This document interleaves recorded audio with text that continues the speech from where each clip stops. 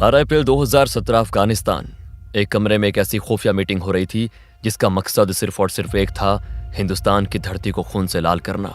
इस कमरे में पाकिस्तान की ISI, TTP, तहरीक-ए-तालिबान पाकिस्तान और ISIS की टॉप लीडरशिप एक साथ बैठी थी। कमरे के बीचों बीच बैठा था मौलवी हबीबुर रहमान, TTP का पूर्व कमांडर जो हाल ही में ISIS में शामिल हुआ था। यह आदमी पाकिस्तान आर्मी का खास मोहरा था और CIA की मोस्ट वांटेड लिस्ट में टॉप पर था। मीटिंग लगभग 5 घंटे तक चलती रही और इस कमरे के कोने में चुपचाप खड़ा था शाहिद मोमिनुल्लाह। वो मौलवी हबीब के सारे अकाउंट्स और फंडिंग को संभालता था। सुबह के लगभग 10 बजे शाहिद अफगानिस्तान के कंधार शहर पहुंच चुका था। वो एक छोटे से क्लिनिक के बाहर आकर रुक गया। करीब 10 मिनट तक आसपास नजर रखने के बाद जब उसे तसल्ली हो गई कि रास्ता साफ है तो वो तेजी से क्लिनिक के अंदर घुसा और दरवाजा अंदर से लॉक कर दिया। शाहिद ने सीधा अपनी जेब में हाथ डाला और 5 अफगानी नोट निकालकर डॉक्टर की टेबल पर रख दिए। दोनों के बीच एक शब्द नहीं बोला गया। शाहिद तुरंत पलटा और क्लिनिक से बाहर आ गया। घर जाकर डॉक्टर ने वो 5 नोट निकाले और मैग्नीफाइंग ग्लास से नोट को देखने लगा। साधारण से दिखने वाले उन नोट्स पर पेंसिल से लिखे छोटे छोटे अक्षर उभरने लगे। ये कोई आम अक्षर नहीं थे, ये फारसी भाषा में लिखा एक हाईली कॉम्प्लेक्स कोडेड मैसेज था। लगभग 40 मिनट की कड़ी मेहनत के बाद डॉक्टर ने उस कोड को डिकोड किया। एक सफेद कागज पर उसने उस मैसेज का असली मतलब लिखा। इस साल दिल्ली में मैच खेलने का प्लान है। खिलाड़ी दिल्ली या आसपास के किसी इंजीनियरिंग कॉलेज में एडमिशन ले चुका है। इस डॉक्टर ने अगले ही पल एक सैटेलाइट फोन निकाला और ये मैसेज सीधा 1200 किलोमीटर दूर भेजा। शाहिद कोई पाकिस्तानी आतंकी नहीं बल्कि पिछले 7 सालों से ISI के अंदर सांप की तरह कुंडली मार कर बैठा रॉ का अंडरकवर एजेंट था, एजेंट सूरी। और वो कांदार का डॉक्टर रॉ का ही एक स्लीपर एसेट था। दोस्तों, इस वीडियो में हम आपको बताएंगे कि कैसे रॉ ने एक फेल्ड UPSC स्टूडेंट की मदद लेकर उस आतंकी को पकड़ा जो दिल्ली में तबाही मचाने वाला था। कैसे रॉ ने खुद उस आतंकवादी को RDX बॉम्ब देकर उसे अपने जाल में फंसाया। ये था रॉ का सीक्रेट ऑपरेशन वुल्फ हंट। 15 अप्रैल 2017 रॉ हेडक्वार्टर्स न्यू दिल्ली। एक सीनियर रॉ ऑफिसर जिनका कोड नेम माथुर था सीधे रॉ चीफ अनिल दसमाना के केबिन में गए। माथुर ने अनिल दसमाना से कहा, वो दिल्ली में है सर, वो दिल्ली में घुस चुका है। अनिल दसमाना ने पूछा, कौन दिल्ली में है? माथुर ने कहा, सर, अफगानिस्तान में बैठे मेरे डीप कवर खबरियों ने एक रिपोर्ट भेजी है। ISI ने बेहद खतरनाक और वेल ट्रेंड आतंकवादी को फंड किया है और वो आतंकवादी इस वक्त दिल्ली में है। वो एक स्टूडेंट के भेस में किसी कॉलेज में पढ़ाई करने के बहाने यहाँ पहुंच चुका है। अनिल दसमाना ने पूछा, उसका नाम, उसकी शक्ल, कोई पासपोर्ट डिटेल, हमें उसके बारे में क्या क्या पता है? माथुर ने सिर झुका लिया और निराशा भरी आवाज में बोले, कुछ नहीं सर, हमें बस इतना पता है कि वो एक अफगान स्टूडेंट बनकर आया है। माथुर, तुम्हें अंदाजा है तुम कह क्या रहे हो? इस वक्त दिल्ली में 15,000 से ज्यादा अफगानी स्टूडेंट्स पढ़ाई कर रहे हैं। ये तो घास के बड़े ढेर में एक छोटी सी सुई ढूंढने से भी ज्यादा मुश्किल है। मैं जानता हूं सर, पर अगर हमने उसको जल्दी नहीं पकड़ा तो वो अपने नापाक मंसूबों में कामयाब हो जाएगा और हमारी राजधानी लाशों के ढेर में तब्दील हो जाएगी। आज और अभी से रॉ की सबसे टॉप प्रायोरिटी इस आतंकवादी को ढूंढना है। इस मिशन का नाम होगा ऑपरेशन वुल्फ हंट। माथुर, मुझे रिजल्ट चाहिए और वो भी जल्दी। ऑपरेशन वुल्फ हंट शुरू हो चुका था। माथुर लगातार 48 घंटे तक बिना सोए अपने ऑपरेशन रूम में व्हाइट बोर्ड के सामने खड़े सोच रहे थे। तभी उनके दिमाग में एक चिंगारी चली। उन्होंने खुद से कहा, अगर वो अफगानिस्तान से दिल्ली आया है और एक बड़ा अटैक प्लान कर रहा है तो उसे एक्सप्लोजिव्स और लॉजिस्टिक्स के लिए पैसे चाहिए होंगे। उसके आका उसे कहीं ना कहीं से ब्लैक मनी भेज रहे होंगे। फंडिंग को ट्रैक करने के लिए रॉ एजेंट शैलेश अय्यर को चुना गया। माथुर ने तुरंत शैलेश को बुलावा भेजा। इसके साथ ही माथुर को यह भी एहसास था कि उन्हें ग्राउंड पर एक फील्ड एजेंट की जरूरत है। इस काम के लिए उन्होंने रॉ के सबसे तेज और चालाक एजेंट को चुनना तय किया जिसका नाम था अजय श्रीवास्तव। माथुर अजय और शैलेश से मिले। माथुर ने शैलेश से कहा, शैलेश, कैसे भी करके तुम्हें फंडिंग को ट्रैक करना है। मुझे एक पतली सी डोर चाहिए जो हमें इस आतंकवादी तक लेके जाए। माथुर ने फिर अजय की तरफ देखा और कहा, अजय, तुम्हारा काम है दिल्ली में हर उस अफगानी स्टूडेंट के बारे में अंडरग्राउंड खबर निकालना जिसने पिछले 3 से 4 महीनों में यहाँ एडमिशन लिया हो। इसके बाद अजय और शैलेश अपने अपने काम पे लग गए। दिन हफ्ते में बदलने लगे और हफ्ते महीनों में। रॉ के ऑफिसर्स दिन रात एक कर रहे थे लेकिन उन्हें सिर्फ और सिर्फ नाकामी मिल रही थी। एक दिन की बात है, शैलेश को उसका जूनियर कंप्यूटर में एक ट्रांजैक्शन दिखाता है। सर, इस एंट्री को देखिए, मार्च 2017 में एक साथ $60,000 अफगानिस्तान के एक बेहद छोटे और पिछड़े हुए पहाड़ी गांव में ट्रांसफर किए गए हैं। शैलेश समझ गए कि उन्हें वो पतली सी डोर मिल गई है। जब टेक्निकल टीम ने उस बैंक अकाउंट को रिवर्स ट्रैक किया तो पता चला कि ये ट्रांजैक्शन दुबई में रजिस्टर एक शेल कंपनी ने किया है। ये एक ऐसी कंपनी थी जिसका वजूद सिर्फ कागजों पे था, पर इसका कोई ऑफिस नहीं था। शैलेश ने बिना वक्त जाया किए दुबई में बैठे रॉ के अपने सबसे खास अंडरकवर ऑपरेटिव रॉबिन को एक एनक्रिप्टेड मैसेज भेजा। रॉबिन पिछले 12 सालों से दुबई में एक बिजनेसमैन के रूप में अपनी असली पहचान छुपा के रह रहा था। रॉबिन अपने सोर्सेस और दुबई पुलिस के अंदर बैठे अपने खबरियों के जरिए 1 हफ्ते के अंदर उस कंपनी के मालिक तक पहुंच गया। उस इंसान का नाम था अल बुखारी। जब रॉबिन ने बुखारी के बारे में इंटेल गैदर करना शुरू किया तो पता चला कि अल बुखारी पिछले 10 सालों से दुबई के आलीशान शहर में एक इज्जतदार व्यापारी का नकाब पहने हुए था, पर असल में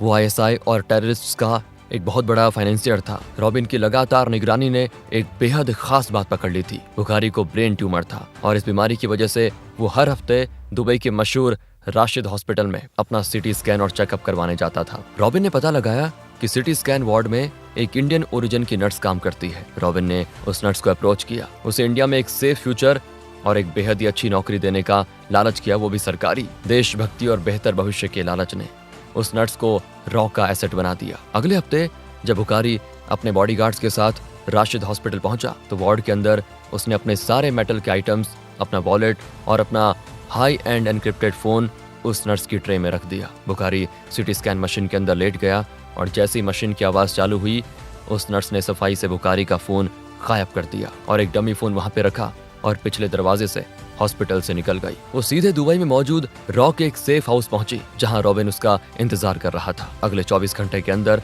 वो फोन रॉ हेडक्वार्टर्स दिल्ली में शैलेश की टेबल तक पहुंच गया। ये फोन किसी सोने की खान से कम नहीं था उस समय। रॉ की टैग टीम ने उस एनक्रिप्टेड फोन को अनलॉक किया। शैलेश और उनकी टीम ने हर एक टेक्स्ट मैसेज, हर एक कॉल लॉग और एनक्रिप्टेड व्हाट्सएप चैट को छान मारा। इन चैट से एक बात बिल्कुल साफ हो गई थी, वो अफगानी आतंकवादी नोएडा के एक मशहूर इंजीनियरिंग कॉलेज में एक टेक्निकल कोर्स में एडमिशन ले चुका था। लेकिन किस्मत यहाँ भी रॉ के साथ लुका छुपी खेल रही थी। इन सारे चैट्स में उस आतंकवादी का असली नाम कहीं भी जिक्र नहीं किया गया था, उसे सिर्फ कोर्ट्स में बुलाया जा रहा था। लेकिन शैलेश ने हार नहीं मानी। उन्होंने उस फोन में मिले उन सभी नंबर्स को जिन पर बुखारी बात करता था लगातार सर्विलेंस और इंटरसेप्शन पे लगा दिया। 15 सितंबर 2017 आधी रात को शैलेश के जूनियर ने उसे कॉल किया। सर, जल्दी हेडक्वार्टर्स आइए, हमें जैकपॉट मिला है। शैलेश ने अपनी गाड़ी सड़कों पर उड़ा दी और 15 मिनट में हेडक्वार्टर्स पहुंच गए। जूनियर ने एक ऑडियो फाइल प्ले की। ये एक इंटरसेप्टेड फोन कॉल थी। एक नंबर उस अफगानिस्तान के छोटे से पहाड़ी गांव का था जहां $60,000 भेजे गए थे और दूसरा नंबर उस नोएडा के कॉलेज के आसपास के सेल टावर पर पिंग कर रहा था। ऑडियो शुरू हुई। मेले की सारी तैयारी हो गई है क्या? सामान मिल गया? आप निश्चित रहिए, इस बार मेले में देखना बहुत ज्यादा भीड़ होगी और मैं वादा करता हूँ इस बार काफी लोगों की टिकट कटेगी। बस सामान आते ही काम तमाम। शैलेश ने ऑडियो सुनते ही कहा, यही है वो। Track the exact location of this phone. अगले 15 मिनट में रॉ ने उस फोन नंबर की सारी हिस्ट्री और डेटा निकाल दिया। आतंकवादी का नाम था उजैर काफी। अब रॉ के पास उसकी फोटो, उसकी बैंक डिटेल्स और उसके इंजीनियरिंग कॉलेज के कोर्स की डिटेल्स सब कुछ थी। माथुर और शैलेश ने ये सारी इंटेलिजेंस रॉ चीफ दसमाना को दी। दसमाना ने रिपोर्ट पढ़कर कहा, हम इसे डायरेक्ट तो नहीं उठा सकते। अगर हमने इसे किडनैप कर लिया तो इंटरनेशनल ह्यूमन राइट्स वाले बवाल खड़ा कर देंगे कि हमने एक मासूम अफगानी स्टूडेंट को गायब कर दिया। हमारे पास कोई फिजिकल एविडेंस नहीं है उसके इरादों का। इसके बाद माथुर और शैलेश ने एक बेहद रिस्की प्लान बनाया। प्लान ये था कि एक ऐसे भरोसेमंद लड़के को ढूंढा जाए जो बिल्कुल एक आम बच्चे की तरह दिखे और जो दोस्ती के बहाने उजैर के दिल में जगह बनाए। शैलेश ने यूपीएससी एस्पिरेंट्स का डेटाबेस खंगाला, क्योंकि जो लोग देश की सबसे बड़ी सिविल सर्विस का सपना देखते हैं उनमें देश के लिए कुछ कर गुजरने का जुनून जरूर होता है। उन्होंने ऐसे लड़कों की लिस्ट बनाई जो हाल ही में यूपीएससी इंटरव्यू तक पहुंचे थे लेकिन फाइनल सिलेक्शन में फेल हो गए थे। आईबी और रॉ के एजेंट्स ने सरकारी नौकरी का बहाना बनाकर करीब 100 से ज्यादा लड़कों का सीक्रेट मॉक इंटरव्यू लिया। इन सब में शैलेश की निगाह एक 23 साल के लड़के पर अटक गई। उसका नाम था सोहेल खान। सोहेल दिल्ली के चांदनी चौक इलाके का पढ़ा लिखा सुलझा हुआ लड़का था। जब शैलेश ने सोहेल को अकेले में बुलाया और उसके सामने अपना असली रॉ आइडेंटिटी कार्ड रखा तो सोहेल हैरान रह गया। शैलेश ने सीधे शब्दों में कहा, सोहेल, ये कोई नौकरी नहीं है, ये देश के लिए एक मिशन है। सोहेल ने कहा, सर, मुझे लगा मैं अपने देश के किसी काम का नहीं रहा। आज आप खुद मेरे पास चलकर आए हैं और मुझे भारत माता की सेवा करने का मौका दे रहे हैं।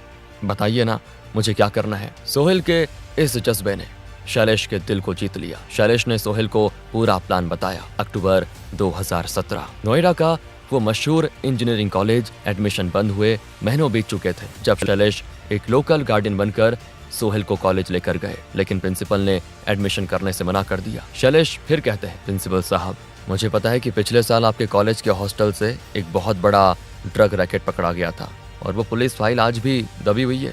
अगर आप चाहते हैं कि आपकी इज्जत और ये कॉलेज दोनों सलामत रहे तो फिर इस लड़के को ठीक उसी कोर्स और उसी सेक्शन में डालिए जहां उजैर गफी पढ़ रहा है। ये सुनते ही प्रिंसिपल का चेहरा सफेद पड़ गया। तब अचानक उसके डेस्क का लैंडलाइन बजा और लाइन पर दिल्ली के एक बहुत बड़े कैबिनेट मंत्री थे जिन्होंने उसे तुरंत कोऑपरेट करने का ऑर्डर दिया। प्रिंसिपल की बोलती बंद हो चुकी थी। अगले दिन सोहेल खान उस कॉलेज का ऑफिशियल स्टूडेंट बन चुका था।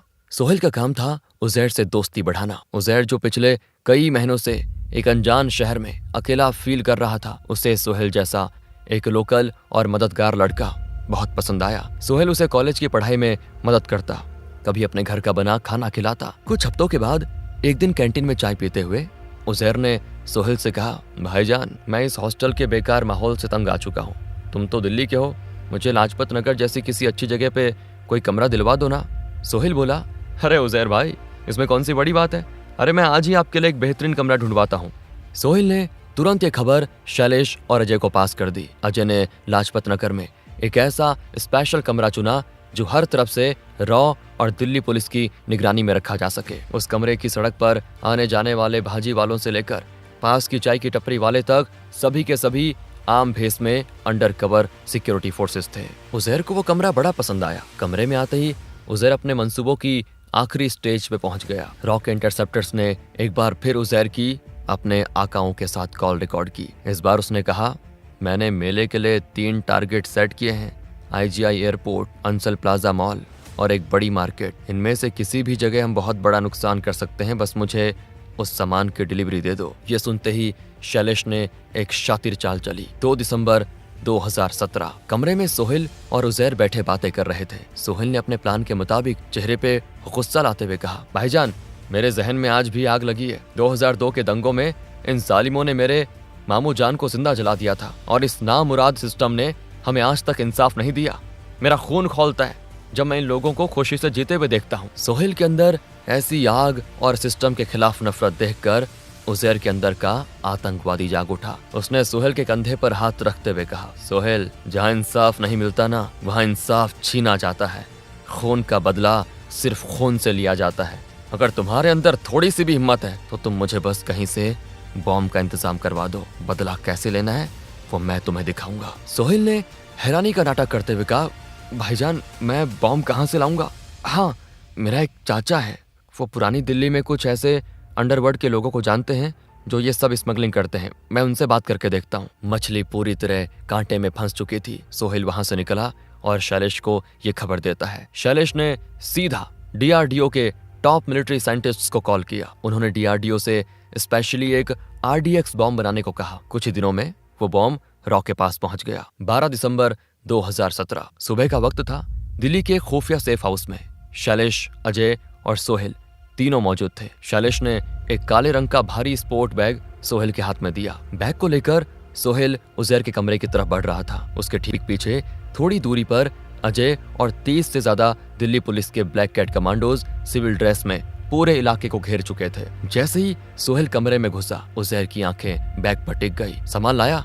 उजैर ने बेसब्री से पूछा। सोहेल ने कांपते हुए हाथ से बैग मेज पे रखा। उजैर ने बैग खोला और वो एक्सप्लोजिव देखकर खुश हो गया। उजैर ने उस बॉम्ब को बाहर निकाला और उसे चेक करने के लिए तुरंत बाथरूम की तरफ गया।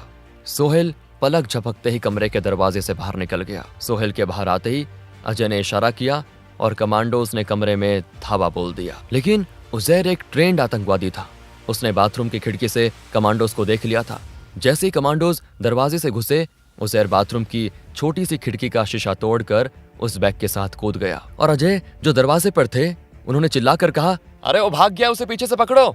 लाजपत नगर की वो भूल भुलैया जैसी गलियां, उजैर दीवारों को फांदता हुआ, लोगों को धक्का देता हुआ आगे बढ़ रहा था। उजैर एक अंडर कंस्ट्रक्शन घर में घुस गया। अजय और उसके कमांडोज ने उस घर को चारों तरफ से घेर लिया। जैसे ही वो अंदर घुसे, उन्होंने देखा कि उजैर का अंगूठा उस डेटोनेटर के बटन पे था।